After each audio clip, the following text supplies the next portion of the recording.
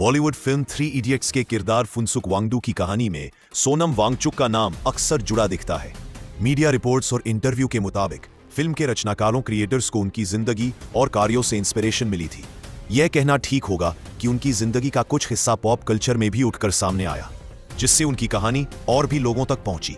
2015 के बाद से सोनम ने हिमालयन इंस्टीट्यूट ऑफ ऑल्टरनेटिव्स और SECMOL के माध्यम से और भी बड़ी स्कीम्स और ट्रेनिंग कैंपस शुरू करने की कोशिशें की, ताकि स्थानीय युवाओं में टेक्निकल, ट्रेडिशनल और एंटरप्रेन्योरियल का मिश्रण बढ़ाया जा सके। उनका लक्ष्य था कि लद्दाख के संसाधन और संस्कृति का उपयोग करते हुए स्थायी आजीविका लाइवलीहुड मॉडल डेवलप किए जाए।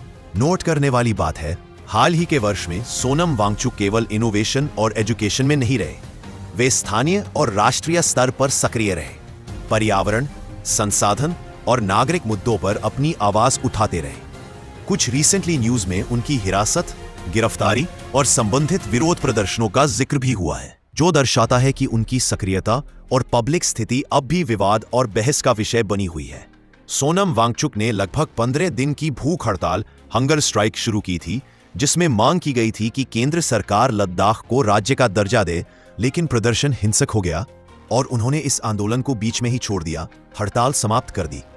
उन्होंने सोशल मीडिया पर एक वीडियो संदेश जारी किया, जिसमें कहा कि उनका शांतिपूर्ण रास्ता महत्व खो गया और उन्होंने युवाओं से आग्रह किया कि हिंसा न करें। हाल ही में लद्दाख के लेह में बड़े पैमाने पर प्रदर्शन हुए, जिसमें 4 लोगों की गोलीबारी में मौत हो गई। प्रदर्शनकारियों की मांग है कि लद्दाख को राज्य स्टेटहुड का दर्जा मिले और उसे संविधान के 6 अनुसूची के तहत विशेष अधिकार दिए जाएं। प्रदर्शन और विरोध मार्च हिंसक रूप ले लिया। प्रदर्शनकारियों ने बीजेपी कार्यालय, गाड़ियां एवं पुलिस के गाड़ियों को आग लगाने की कोशिश की।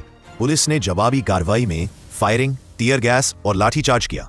पुलिस का बयान है कि यह स्वरक्षा, सेल्फ डिफेंस में किया गया। अराजकता के मद्देनजर प्रशासन ने लेह में सार्वजनिक सभाओं पर प्रतिबंध लगा दिया और आवश्यक उपाय लागू किए। लगभग 50 लोगों की गिरफ्तारी और छापेमारी की गई है। 26 सितंबर 2025 को लद्दाख में हुए हिंसक प्रदर्शनों के बाद पुलिस ने उन्हें गिरफ्तार किया। इन पर आरोप लगाए गए हैं कि उन्होंने प्रदर्शन को उकसाया और उत्तेजक वक्तव्यों द्वारा हिंसा को बढ़ावा दिया। उनकी NGO SECMOL students educational and cultural movement of Ladakh की FCRA license foreign contribution regulation act को केंद्र सरकार ने रद्द कर दिया है। उन्हें NSA नेशनल सिक्योरिटी एक्ट के अंतर्गत रिमांड किया गया और फिर उन्हें लद्दाख से लगभग 1000 किलोमीटर दूर जोधपुर सेंट्रल जेल भेज दिया गया है।